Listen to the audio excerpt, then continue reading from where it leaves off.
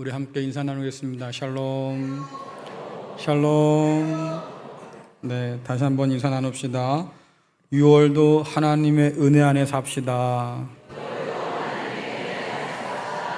네, 벌써 1년의 중반으로 접어들었습니다. 지금까지 하나님께서 은혜 주셔서 잘 살아왔지만 앞으로 남은 날들도 은혜 가운데 살아가는 복된 여러분 될 수 있기를 간절히 소원합니다. 6월 달에도 7월 달에도 여러 가지 교회학교 행사들이 준비되어 있고 또 교회 행사가 많이 준비되어 있습니다. 잘 살피셔서 위해서 기도해 주시면 좋겠고요. 특별히 새가족 환영회를 저희들이 준비하고 있는데 등록하시는 새가족들이 바빠도 너무 바빠요.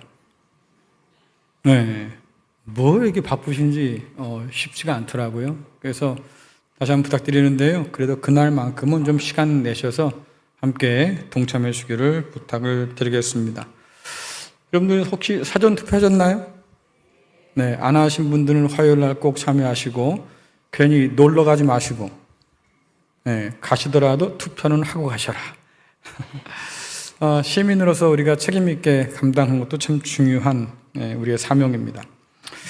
요한계시록은 같은 것을 다르게 반복해서 강조하는 그런 표현법을 사용합니다. 예를 들자면 심판 때, 말세 때에 있을 심판을 세 가지로 반복해서 표현하잖아요. 같은 심판이지만 다른 강조점을 가지고 인심판, 나팔심판, 대접심판 세 가지로 반복해서 표현해서 강조하는 거죠. 또 요한계시록이 자주 사용하는 그런 표현법 중에 하나가 뭐냐면 대조입니다. 대조해서 하나를 강조하고 싶은 건데 그림 한 가지 보여드리겠습니다. 요한계시록 구조를 잠깐 보여드리면 요한계시록은 크게 하늘과 땅을 구별하여서 하늘에 관한 이야기를 전하면 그 뒤에 땅에 관한 이야기가 따라와요. 이것이 하늘과 땅 반복되는 그런 구조를 가지고 있습니다. 제가 붉은색으로 표시해 놓은 부분이 지난주에 배웠던 13장에 관한 이야기가 땅에 관한 이야기고 오늘 우리가 나눌 말씀 14장은 하늘에 관한 이야기다라는 것을 보여주는 거죠. 그래서 하늘과 땅을 대조해서 하늘을 더 강조하고 싶은 마음을 우리에게 보여주고 있습니다. 요한계시록 13장은 땅에서 일어난 일을 우리에게 보여주는데 옛 뱀이라고 불리기도 하고 용이라고 불리는 사탄이 바다에서 올라온 짐승과 땅에서 올라온 짐승으로 삼위일체를 이루어요. 하나님도 삼위일체 하나님이시지만 사탄도 하나님을 흉내내어서 사탄의 삼위일체를 이룹니다. 그리고 하는 일이 뭐겠습니까? 하나님의 삼위일체는 오늘도 사람들의 구원을 위해서 일하시지만 사탄의 삼위일체는 사람들을 미혹해서 하나님을 떠나도록 유혹하기 위해서 일을 한다고 하는 거죠. 그래서 사탄의 조력자인 바다에서 올라온 짐승은 자신을 신이라고 주장하는 신성 모독자인 로마 황제를 뜻하기도 하고 혹은 그가 다스리는 로마 제국의 권세를 상징하기도 합니다. 뿐만 아니라 사탄의 또 다른 조력자인 땅에서 올라온 짐승은 황제 숭배와 혹은 우상 숭배를 조장해서 사람들을 미혹하는 타락한 종교 세력을 상징한다고 말씀드렸어요. 여러분들 부패한 권력, 부패한 종교가 야합하면 사탄의 아주 좋은 도구가 된다는 것을 우리가 기억할 필요가 있고 이것은 단순하게 그 당시 로마 시대 때 일어난 일만이 아니라 오늘날 이 시대에도 여전히 있는 일이라고 말씀을 드립니다. 이 사탄의 삼위일체는 하나님께 돌려 마땅한 모든 영광을 황제와 우상에게 돌림으로 사탄 앞에 무릎을 꿇고 절하게 하는 그런 일들을 감당합니다. 그래서 요한은 이 사탄의 미혹에 빠진 자들을 뭐라고 표현하냐면 땅에 속한 자들 그리고 짐승의 표를 받은 사람들이라고 얘기하죠. 이들은 사탄과 세상 권력과 우상 앞에 절한 대가로 경제적인 이익을 추구하고 얻어 누렸던 바로 그 사람들이에요. 반면에 짐승의 표를 거절하고 하나님의 인침을 받은 성도는 고난과 핍박 가운데 심지어 죽임을 당하기도 한다고 성경은 말하죠. 그래서 이 핍박과 고난은 우리에게 굉장히 큰 자극을 주는데 바로 생존에 관한 자극을 우리에게 줘요. 그래서 고난 가운데 있는 성도들이 일단 살고 봐야지 이런 생각들을 많이 하게 되죠. 그런데 일단 살고 봐야지, 그럼 살 길이 뭐가 있을까라고 할 때 세상이 우리에게 전해주는 게 뭐겠습니까? 황제와 우상 앞에 절하고 숭배하면 너희들 살 수 있어 라고 말하는 거예요. 그러니까 핍박 속에서 교회가 유혹받고 흔들리기가 쉽다라고 하는 거죠. 그동안 교회는 사람은 떡으로만 사는 게 아니야. 이 말은 떡도 필요하지만 그러나 더 중요한 것은 하나님의 입에서 나오는 말씀 가지고 우리가 순종하면서 사는 것이 중요해. 우리는 이렇게 믿어왔어요. 그런데 핍박이 오고 생존을 걱정해야 하는 그런 상황이 부딪히면 결국 이 주님 말씀을 의심할 수밖에 없는 그런 우리를 발견하게 되는 거예요. 우리가 묻잖아요, 스스로가. 과연 이런 상황에서 믿음을 지켜야 할 이유가 있을까? 예수를 믿고 하나님을 섬기며 살려고 몸부림쳤는데 우리가 얻은 것이 얻어맞고 그다음에 갇히기도 하고 빼앗기고 심지어 죽임까지 당하고 쫓겨남을 당하는 이런 상황이라고 하면 굳이 이 믿음을 가지고 살 이유가 있을까? 요한계시록은 이렇게 흔들리는 성도를 위해서 쓴 편지예요. 사탄의 삼위일체가 그 위력을 떨치는 세상 가운데서 갈등하고 고민하고 그 믿음을 계속 이어가야 할지 말지를 고민하고 있는 바로 성도들을 위해서 쓴 편지죠. 요한은 흔들리는 성도들에게 분명히 말합니다. 땅을 바라보지 마시고 하늘을 바라보세요 라고 말하는 거예요. 자, 요한계시록 14장 1절부터 2절 말씀 함께 읽겠습니다. 시작. 또 내가 보니 보라 어린 양이 시온산에 섰고 그와 함께 14만 4천이 서 있는데 그들의 이마에는 어린 양의 이름과 그 아버지의 이름을 쓴 것이 있더라. 내가 하늘에서 나는 소리를 들으니 많은 물소리와도 같고 큰 우레소리와도 같은데 내가 들은 소리는 검은 고 타는 자들이 그 검은 고를 타는 것 같더라. 아멘. 오늘 요한이 보라라는 말로 시작하고 있는데요. 이 보라고 하는 것은 땅에 꽂힌 시선을 돌려서 하늘을 바라보라고 하는 거예요. 우리가 땅에서 발견하는 교회 현실이라고 하는 것, 그것은 어렵고 힘든 상황. 그래서 질문하게 된다고 그랬잖아요. 과연 이 믿음을 지키며 살 이유가 있을까? 고민하는 그런 땅에서 눈을 좀 들어서 하늘에 계신 하나님을 바라보라고. 그래서 하늘 보좌 위에 좌정하신 하나님과 그 우편에 계셔서 오늘도 우리를 위해 중보하시는 어린 양 그리스도 예수를 바라볼 때 비로소 이 세상 앞에 낙심하지 않고 절망하지 않을 수 있다고 가르쳐 주는 거죠. 13장과 14장의 이 이야기를 보면 땅 위에 선 용과 짐승들과 그 추종자들은 전쟁할 준비를 하고 있어요. 교회와 싸우려고 하고 교회와 전쟁하려고 하는 건데요. 반대로 그와 대조해서 시온산에 선 어린 양과 14만 4천 명의 성도 역시도 노래를 부르며 서 있다고 성경은 말합니다. 이때 시온산은 땅에 있는 예루살렘 성전이 있던 곳이 아니에요.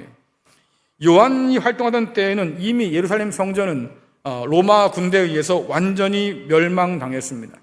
그래서 돌 위에 돌 하나 남지 않을 만큼 철저하게 파괴되었지요. 그러니까 지금 말하고 있는 이 예루살렘 성전은 혹은 시온산은 땅에 있는 곳이 아닌 거예요. 어린 양이 서 있는 시온산은 하늘에서 있다고 하는 새 예루살렘, 하나님께서 가져다 주실 바로 그 하늘 성전을 우리에게 말씀해주고 있는 거지요.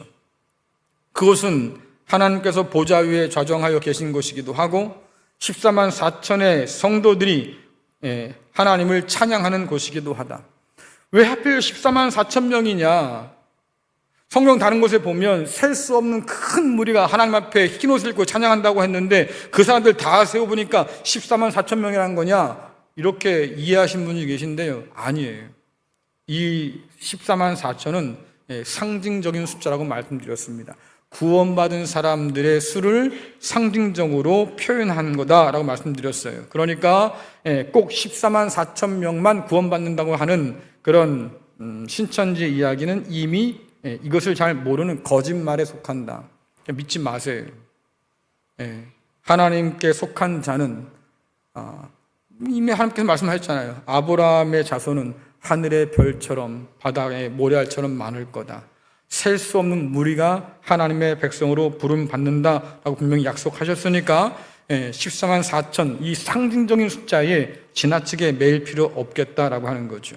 어쨌든 짐승의 표를 받은 이 땅의 사람과 달리 하늘의 14만 4천 명은 이마에 어린 양의 이름 또 그 아버지의 이름이 새겨져 있다고 하니까 이것은 우리가 하나님께 속한 존재인 것을 분명히 보여줘요. 왜 이것을 우리에게 알려줄까? 지상에서 고난당하는 그런 교회와 성도가 가진 진짜 모습을 우리에게 보여주는 거예요. 세상에서 교회는 말입니다. 이리저리 치이고 삽니다. 바울이 고백한 것처럼 만물의 찌꺼기가 된 것처럼 그렇게 비참하게 한다 그 말이에요. 근데 이것이 진짜 우리의 모습이냐? 아니다 그 말이죠. 하나님께서 우리를 바라보실 때는 14만 4천 명 그 영광 가운데 놓여있는 바로 그들이다라고 우리에게 알려주고 있는 거예요. 성경은 하나님 나라를 이미 온 나라와 아직 오지 않은 나라로 소개합니다. 같은 나라지만 그러나 동전의 양면 같은 특성이 있는 거죠.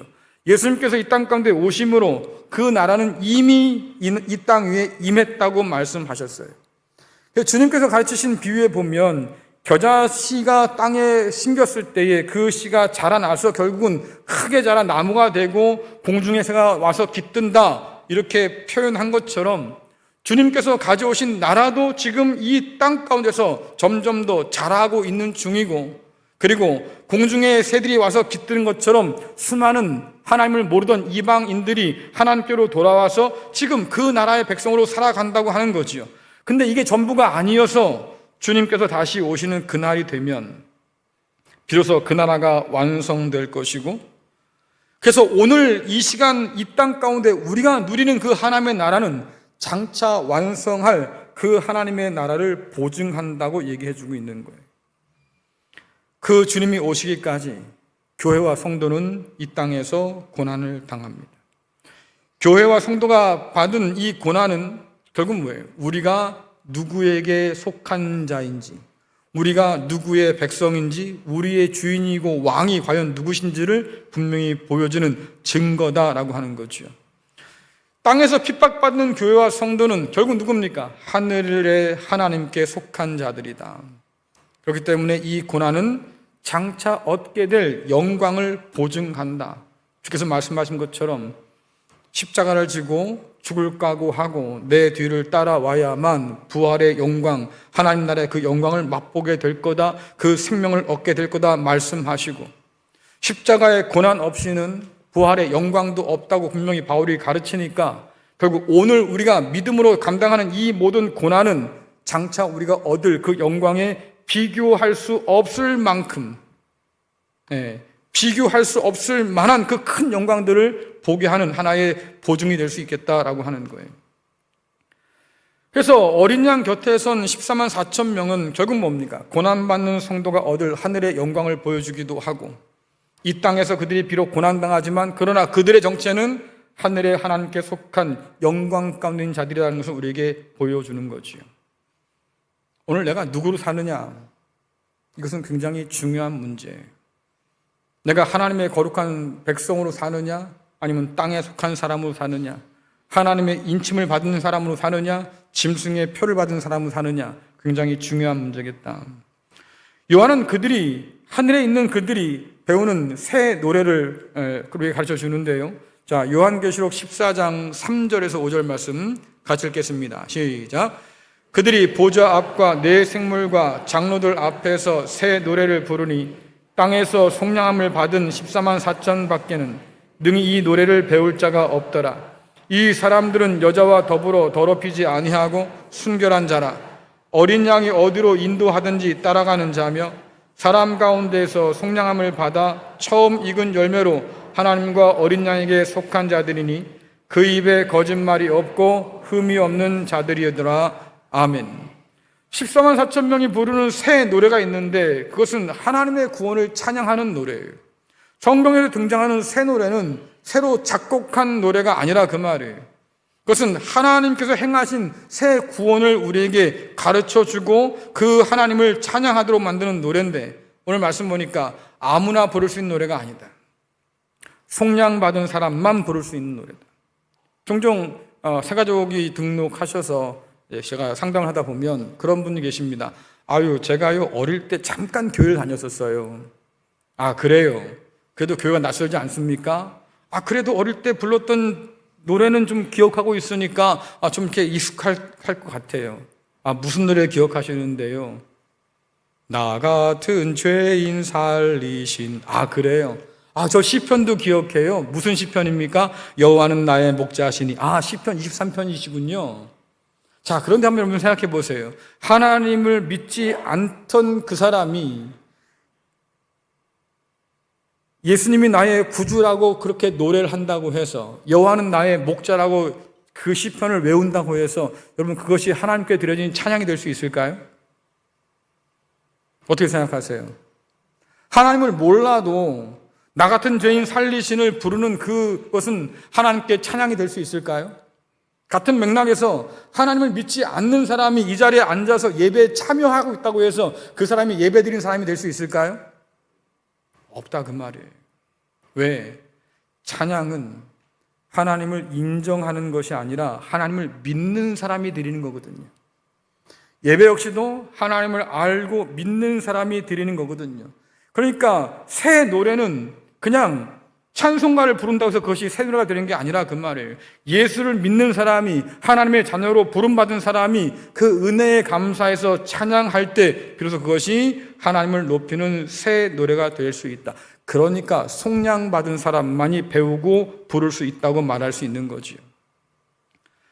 그래서 새 노래를 부르는 자, 교회를 핍박하는 사탄 앞에 절하지 않는 사람이 곧 새 노래를 부르는 사람인데, 세상의 유혹을 거절함으로 주님을 향한 마음을 끝까지 지킨 순결한 사람이라고 말하기도 하고, 어린 양이 어디로 인도하든지 따라가는 그런 충성된 사람이라고 말하기도 하고, 거짓이 아닌 진리를 말함으로 하나님과 어린 양에게 속한 사람인 것을 스스로 증명하는 사람이기도 하고, 그러니까 여러분들, 그들이 이 세상 한복판에서 부르는 새 노래는 결국 하나님과 어린 양을 향해 드리는 단심과와 같다, 그 말이에요. 여러분, 단심가가 뭔지 아십니까? 단심가. 외우는 분 계셔요? 단심가. 이 몸이 죽고 몇 번 죽어요? 누가 또 그러더라고요. 골백번 죽고 죽어. 골백번 아니에요. 100번 고쳐 죽어. 그렇지요?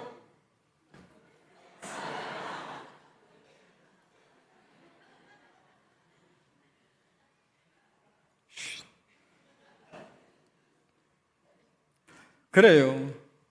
뼈가 백골이 되어서 진토가 될지언정, 내 넋이 사라질지언정, 임금을 향한 내 마음은 바뀌지 않습니다. 결국 죽임을 당한 사람이잖아요. 단심가는 그런 거지요. 세상의 유혹 앞에서 하나님을 향해서 온전히 예배할 수 있는 사람. 하늘에 속한 자로 살든 땅에 속한 자로 살든 누구를 예배하든 살든 그게 대체 뭐 그렇게 중요합니까? 그렇잖아요. 진리를 따라 사는 것보다 더 중요한 게 뭐예요? 이 시대는 진리를 따라 사는 게 훨씬 더 현명한 일이고 훨씬 더 현실적인 일이니까, 뭐 검은 고양이든 하얀 고양이든 쥐만 잘 잡으면 되니까 예수를 믿든 우상을 믿든 뭔 상관이 있겠어요? 땅에 속한 자로 살든 하늘에 속한 자로 살든 그냥 잘 먹고 잘 살면 되지요. 그렇지요. 이런들 어떠하리, 저런들 어떠하리, 만수상 드렁치기, 얽혀질 어떠하리. 우리도 그냥 그렇게 얽혀서 그냥 잘 살면 되잖아요. 뭘 아멘이요? 이 큰일 날 분들이네 진짜. 그게 하여가잖아요. 너 임금 배반하고 고려 이제 망했으니까 볼 것도 없고 조선 새로 세웠으니까 너 우리 왕을 섬기며 사는 게 어떻겠냐. 그거 충심이 뭐게 대단하다고 그게 밥 먹여주냐? 그러니 그냥 살고 봐야지. 새 왕을 모시고 그렇게 살면 되지. 뭐 그리 대단하게 믿음을 뭐 지키겠다고, 충절 지키겠다고 목숨까지 내바치냐? 뭐 이런 이야기들 우리 잘 듣잖아요. 주께서 말씀하십니다. 돈과 하나님 둘 다 섬길 수 없어. 둘 중에 하나만 섬겨야 돼. 주께서 그렇게 말씀하시는데요. 네, 사람들은 그래요. 아니, 그래도 돈 주는 하나님이 좋지요. 나는 돈을 주시는 하나님을 섬길 거예요. 여러분, 이것이 세상이 가르치고 부르도록 강요하는 하여가예요. 괜찮아. 예수님 때도 그랬잖아요. 또 누굽니까? 이 요한 때도 마찬가지다 그 말이죠. 황제를 섬겨, 우상 앞에 절을 해, 예수님 앞에 예배 드려, 괜찮아. 하나님께 예배 드린다고 말입니다. 너에게 누가 먹을 것 주냐? 떡이 나오냐? 뭐 돈이 나오냐? 그래도 황제 앞에 머리를 숙여야만, 우상 앞에 머리를 숙여야만 장사할 권세도 얻고 살 수 있는 거지. 그러니 아무 소리 하지 말고 그냥 다 섬긴다고 해. 괜찮다 그 말이죠. 여러분, 이게 세상이 가르치는 하여가였어요. 이래도 괜찮다, 저래도 괜찮다, 그냥 잘 살면 되지. 근데 이 하여가를 강요하는 세상 가운데서 단신가를 부릅니다. 오직 구원은 하나님께만 온다. 나는 하나님만 섬길 거야. 하나님께 충성을 다할 거야. 근데 그러면 죽임을 당해요. 고난을 받습니다.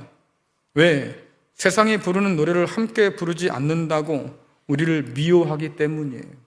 결국 우리가 부르는 노래, 그 새 노래는 뭘 증명합니까? 우리가 하나님께 속한 사람인 것을 분명히 증거한다 그 말이에요. 여러분, 종종 살면서 그런 얘기 하지요. 땅 판다고 돈이 나오냐, 떡이 나오냐.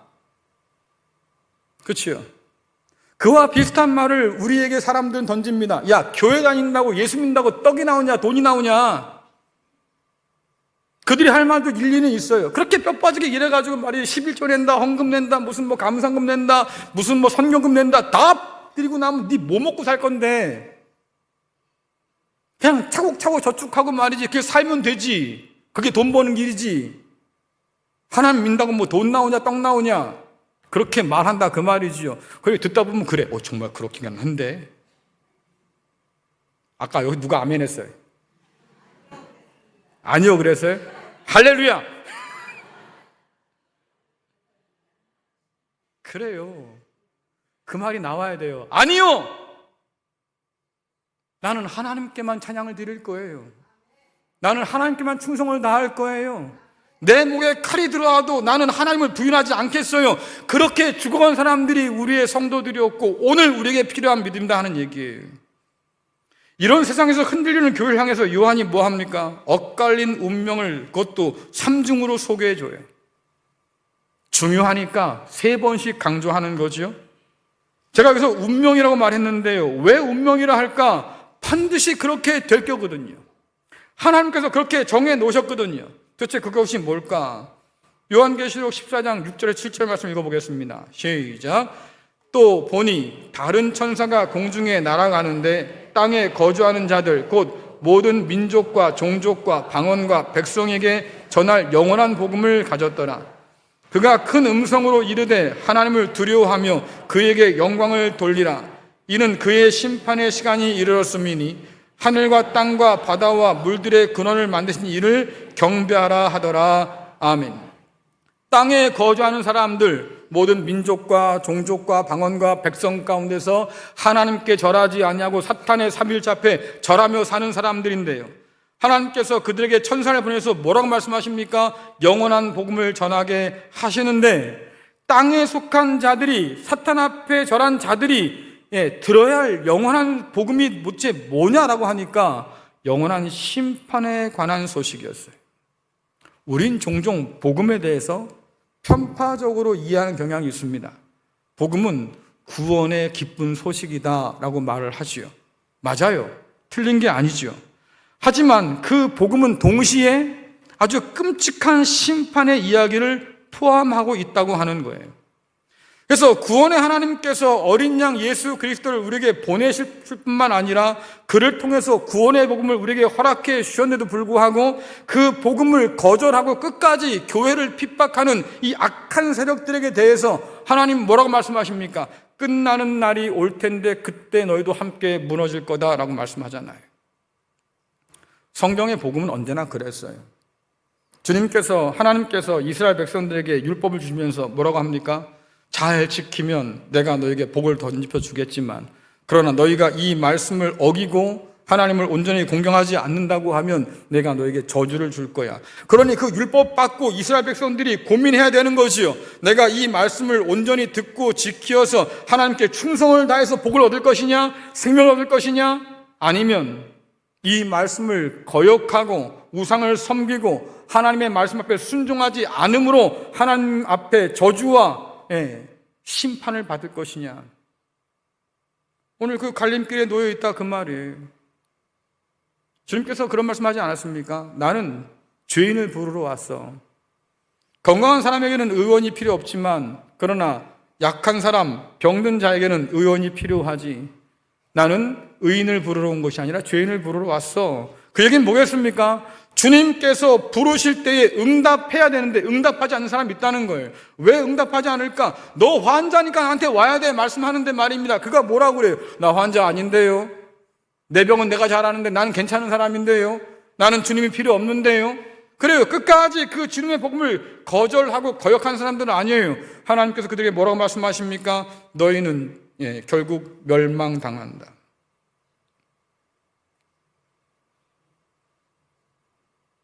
우리가 잘못 이해한 말씀 가운데서 너는 그리스도의 향기다 이런 찬양을 부르는 분들이 계신데 사실은 그 맥락을 이해하면 쉽게 부를 수 있는 찬양은 아니에요. 왜냐하니까 이때 향기라고 하는 것은 로마 군병들이 행진할 때 향을 피운다고 그러지요. 이 향이 공기를 통해서 바람에 태서 날아가서 저 멀리 있는 성에까지 이렇게 향기가 전달된다고 그래요. 그러면 그 향을 맡는 순간 이 성은 혼란에 빠집니다. 왜? 야, 로마 군대가 지금 전진하고 있다. 그러면 결정을 해야지요. 문을 열어서 로마 군병들을 받아들일까? 아니면 문을 닫아 걸고 저항을 할까? 둘 중 하나를 결정해야 되는 거예요. 그 향기가 가까이 와서 말입니다. 로마 군대가 성문 앞에 오기 전까지 그 결정을 해야 되는 거예요. 왜? 저항하면 죽을 거고 문을 열면 살 거다. 그러니 지금 택해라 그 말이거든요. 복음도 마찬가지지요. 그 복음이 우리에게 주어졌습니다. 그 복음을 받아들이고 그 복음 앞에 항복해서 말입니다. 내가 주님을 나의 주로, 하나님을 나의 하나님으로 아버지로 고백하며 받아들이겠습니다 라고 한다고 하면 구원의 영광을 얻겠지만 그러나 끝까지 거절하는 사람들, 그 교만한 자들은 하나님께서 꺾는다고 분명히 말씀하셨잖아요. 가끔 어떤 분들이 기분 좋은 그런 생각들을 하는 분이 계셔요. 하나님께서는 회개하지 않는 모든 사람들을 다 구원하실 거야. 왜? 하나님은 대자대비하신 분이시니까. 그 모든 사람들을 다 품 안으셔서 다 구원하실 거야. 그렇게 생각하면 기분 좋을지 모르겠지만 죄송합니다만 성경은 그렇게 가르치지 않는다. 왜? 하나님은 믿지 않는 자들에 대한 심판을 분명히 지금 말씀하고 계시잖아요. 하나님을 두려워해서 영광을 돌려라 라고 말하는데 그들이 하나님께 구원받은 기쁨을 가지고 영광을 돌리는 게 아니에요. 그들은 이미 심판이 선언된 사람들이고 하나님의 영원한 심판 가운데 떨어질 사람들이지 않겠습니까? 결국 그들이 하나님을 인정한 건 뭐겠습니까? 하나님의 압도적인 심판을 바라보면서 하나님을 인정하지 않을 수가 없던 거예요.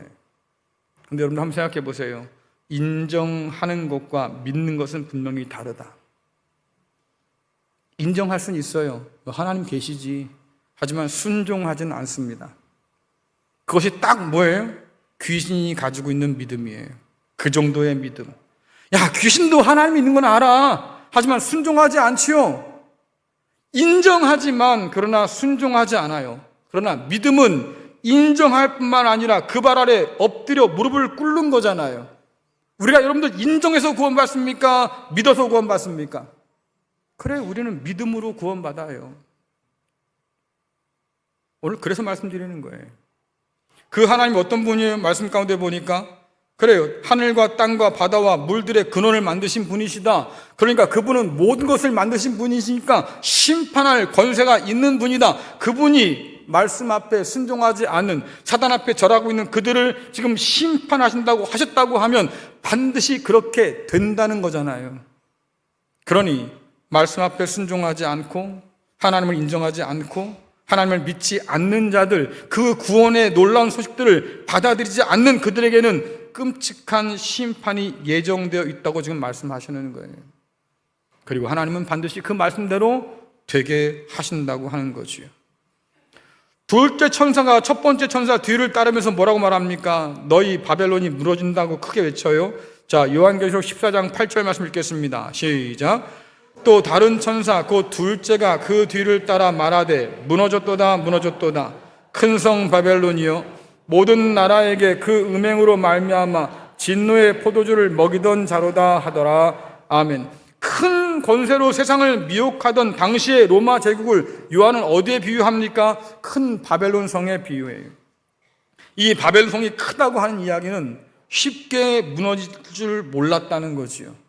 당시에 모든 사람들이 그랬습니다. 야, 저렇게 큰 대제국이 어떻게 무너질 수 있겠나? 아무도 상상할 수 없던 일인데 오늘 말씀 뭐라 그럽니까? 무너진다. 왜?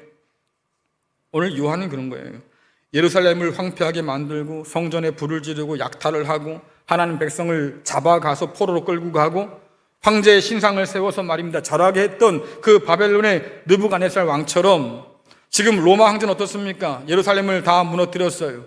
황제와 우상의 신상을 세워놓고 말입니다. 강제로 예배하게 만들어요. 그러니 그 옛날 바벨론과 오늘의 로마 제국이 다르지 않다고 얘기하는 거고 결국 바벨론이 망했다면 니들 로마도 결국 망할 거다. 아무도 믿지 않겠지만 그러나 하나님은 그것을 바라보게 하시는 거죠. 그 로마도 망한다. 당시 제국은 주변 나라에 그들의 종교와 문화를 많이 강요했습니다. 여러분, 유다 말기에 말입니다. 성전에 왜 그 온갖 우상들이 가득 차 있었을까? 도리가 없던 거예요. 하나님을 신뢰하고 하나님만 무릎 꿇으라고 했었는데 이스라엘 백성들, 유다 백성들이 말이죠. 겁이 났거든요. 제국이 쳐내려온대. 그럼 우리가 어떻게 살아남을까? 다른 군대가 필요하지 않을까? 그래서 애굽에 가서 절하고 아시라한테 절하고 바벨론에게 절하고 그 모든 어려움들을 극복하기 위해서 말입니다. 외세를 끌어들이는데 조약을 맺을 때 뭐라 그럽니까? 아, 그래. 그러면 너희가 어려울 때 우리가 군대를 보내서 너를 도와줄게. 맨입으로 하겠어요? 조공을 바쳐야겠죠. 그것뿐이겠습니까? 조항 가운데 하나를 보면 우리의 신들을 너희 신전에 갖다 두고 우리를 위해서 예배해라 그랬어요. 그게 조건이에요. 그러니 그 신들을 가져다가 둘 데가 없지 않습니까? 그러니까 성전 안에 다 갖다 둔 거예요. 하나님께 드려진 성전인데 그것이 우상을 숭배하는 성전이 돼버리고 만 거지요. 하나님이 진노할 수밖에 없는 상황이 된 거예요. 그뿐 아니라 바벨론으로 잡혀간 사람들 가보니까 말입니다. 휘황찬란해요. 이렇게 화려한 나라가 또 있을까? 완전히 그냥 기가 껌뻑 죽었어요. 어떤 마음이 들겠습니까? 우리 성전은 망했고 우리 하나님은 어떻게 된지도 모르겠는데 아무리 생각해도 이 나라는 강대한 신들이 있어서 절대로 망할 것 같지 않다 그 말이죠. 그러니까 하나님 버리고 우상 앞에 절하는 사람들이 그렇게 늘기 시작했어요. 바벨론의 문화에 압도되어서 하나님 백성으로 살기를 포기한 사람들이 점점 늘어갔던 것처럼 로마의 권세 앞에 압도되어서 말입니다. 그리스도 예수의 백성으로 살기를 포기하는 사람들이 점점 늘어가는 상황이었다 그 말이에요. 여러분들 한번 생각해 보세요. 신앙은 결국 뭡니까? 내가 무엇에 압도당하느냐예요. 여러분이 세상에 압도당하면 세상 앞에 무릎 꿇을 거예요. 그러나 하나님께 압도당하면 하나님께 무릎을 꿇겠지요. 그러니 오늘 요한이 뭐라고 말하는 겁니까? 땅을 바라보지 말고 하늘을 바라보십시오. 왜? 세상 사람들이 다 말할 겁니다. 로마는 무너지지 않을 거야. 그 로마에 압도당한 사람들은 황제 앞에 우상 앞에 절하며 살 거예요. 근데 요한이 뭐라고 합니까? 아니, 이 땅은 망한다. 바벨론은 망한다. 로마는 망한다. 그러니 하늘을 바라봐라. 왜? 하나님께서 여전히 살아계시고 이 모든 만물을 다 주관하고 계시니 그 하나님께 압도당해 살라 그 말이에요. 여러분 지금 누구한테 압도당해 삽니까? 근심에 압도당하면 결국 세상 앞에 무릎 꿇어요. 주께서 말씀하신 거 아닙니까? 너희 아버지 좋은 아버지야. 그러니까 세상 너무 염려하지 마라. 무슨 말씀이에요? 하나님을 굳게 믿으란 말이잖아요. 아니, 우리 눈에 하나님 보여야 말이지. 세상은 너무 잘 보이는데 그럼에도 불구하고 성경은 타협하지 않아요. 눈을 들어서 하나님 보라고 그러지요. 제국 앞에 절한 사람들, 우상과 사탄 앞에 절한 사람들 뭐라고 그럽니까? 너희들이 이 땅에서 누리는 것들 결국 다 무너지게 될 거다. 바벨론이 무너질 것처럼 다 무너지게 될 거야. 셋째 천사의 음성이 이어지는데 훨씬 더 분명하게 보여줍니다. 자, 요한계시록 14장 9절에서 11절 말씀 같이 읽겠습니다. 시작. 또 다른 천사 곧 셋째가 그 뒤를 따라 큰 음성으로 이르되 만일 누구든지 짐승과 그의 우상에게 경배하고 이마에나 손에 표를 받으면 그도 하나님의 진노의 포도주를 마시리니 그 진노의 잔에 섞인 것이 없이 부은 포도주라. 거룩한 천사들 앞과 어린 양 앞에서 불과 유황으로 고난을 받으리니 그 고난의 연기가 세세토록 올라가리로다. 짐승과 그의 우상에게 경배하고 그의 이름표를 받는 자는 누구든지 밤낮 쉼을 얻지 못하리라 하더라. 아멘. 땅에 거주하는 사람, 제국의 술에 취한 사람, 짐승과 그의 우상 앞에 경배한 사람, 그래서 이마와 또 손에 짐승의 표를 받은 사람, 그건 뭐예요? 하나님을 끝까지 대적하는 사람, 그리스도 예수를 통한 하나님의 구원의 손길을 거절한 사람. 그래요, 그들이 도대체 누구냐라고 하니까 하나님께서 준비한 진노의 포도주, 심판의 포도주를 마실 사람들. 근데 이 진노의 포도주를 뭐라고 합니까? 섞인 것이 없는 포도주다. 다시 말해서 물타지 않았다 그 말이에요. 물타지 않은 포도주가 독주지요. 그만큼 하나님의 심판도 두려울 만큼 독할 것이다, 아주 극심할 것이다 라고 얘기해 주는 건데, 오늘 말씀 보니까 불과 유황, 세세토록 올라가는 고난의 연기, 이 모든 것은 영원한 하나님의 심판을 보여주는 거예요. 오늘 말씀하지 않습니까? 사탄을 따른 자는 누구든지 예외 없이 밤낮 쉼을 얻지 못할 것이다. 다시 말하면 하나님께서 약속하신 영원한 안식과 그 쉼을 맛보지 못할 것이다 라고 얘기하는 겁니다. 그러면 땅에 속한 자가 당할 이 끔찍한 심판을 지금 3번씩이나 계속해서 강조하는 까닭이 뭘까? 사단 앞에 절한 자는 반드시 망한다. 그러니 너희들은, 성도들은, 교회는 그들의 일에 참여하지 말아라. 심판받을 일을 너희들은 경계하고 충성된 증인에게 주시는 그 놀라운 하나님의 진짜 복을 너희들이 깨달아 알아라 라고 얘기하는 거죠. 그러면서 복에 대한 이야기를 하는데, 요한계시록 14장 12절부터 13절 말씀 같이 읽겠습니다. 시작. 성도들의 인내가 여기 있나니 그들은 하나님의 계명과 예수에 대한 믿음을 지키는 자니라. 또 내가 들으니 하늘에서 음성이 나서 이르되 기록하라. 지금 이후로 주 안에서 죽는 자들은 복이 있도다 하시매 성령이 이르시되 그러하다. 그들이 수고를 그치고 쉬리니 이는 따름이라 하시더라. 아멘. 성도는 땅에 거주하는 사람과 대조되는 하늘에 속한 사람인데, 오늘 뭐라고 말씀하십니까? 핍박과 고난 중에도 하나님의 계명을 잘 지키는 사람, 그리스도 예수에 대한 믿음을 끝까지 지키며 인내하는 사람, 그 사람 뭐라고 그래요? 주 안에서 죽기를 결심한 사람, 주를 위한 수고를 포기하지 않은 사람, 그런 사람들에게 하나님께서 은혜를 베풀어 준다고 얘기하는데, 문제는 뭐냐면 이 땅 살면서 확신이 안 될 때가 있다 그 말이에요. 아까 말씀드린 것처럼 내가 주를 향한 단심가를 부르면서 하나님께 충성을 다하며 산들 누가 나를 알아줄까? 이러한 삶이 과연 의미가 있을까? 그래요. 아무 소용 없을 것 같아서, 아무도 알아주는 이가 없을 것 같아서 사실은 그럴까봐 흔들리고 있는 거잖아요. 이러한 씨름과 노력이 아무런 의미가 없어서 지금 불안한 거 아니겠습니까? 예수를 믿어봐야 뭐 하겠어? 하나님께 절해봐야 뭐 하겠어? 세상 앞에 절하고 사는 것이 훨씬 더 편하지. 이런 세상의 소리가 계속 들려올 때마다 내 마음을 붙들어 보지만 여전히 흔들림은 피할 수가 없는 거지요. 내 속에 의문이 드는 거예요. 과연 이런다고 나를 알아줄 리가 있을까? 근데 오늘 요한이 뭐라고 그래요? 있지. 하나님이 우리를 알아주신다. 하나님이 누구예요? 우리에게 구원의 새 노래를 가르쳐 주는 분이다 라고 하잖아요. 우리의 슬픔을 춤으로 바꾸시는 분이 하나님이시고, 슬픔의 죄를 뒤집어 쓴 우리에게 오히려 꽃으로 화관을 씌워주는 분이 하나님이시라고 성경 고백하지 않습니까? 그래요. 오늘 우리는 세상 가운데 울 거예요. 하지만 하나님 안에서 우리는 웃게 된다고 성경은 말해줍니다. 오늘 우리는 눈물 흘리며 탄식하겠지만, 그러나 그날에 하나님께서 어린 양 앞에서 우리에게 새 노래를 부르게 하실 거예요.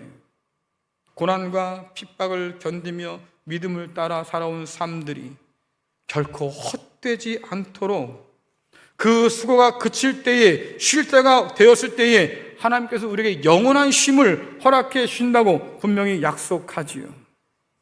그러니 여러분, 믿음은 뭐겠습니까?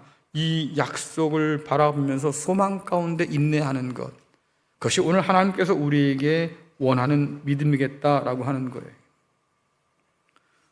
세상은 여전히 우리에게 하여가를 강요할 겁니다. 하지만 그 속에서 우리는 하나님과 어린 양께 드릴 단심가를 부르겠지요. 사랑하는 성도 여러분, 세상의 노래가 아니라 하늘의 노래를 부르며 살 수 있기를 간절히 축원합니다. 주님 오시는 그날, 수고를 그치고 영원한 쉼을 얻을 그날까지 주님을 향한 충성된 노래를 그치지 않기를 간절히 축원합니다. 운명은 엇갈릴 것이고 그 가운데 우리는 영원한 안식과 쉼을 누리게 될 거예요. 그날을 바라보면서 오늘 믿음으로 살아가는 저와 여러분 될 수 있기를 간절히 축원합니다.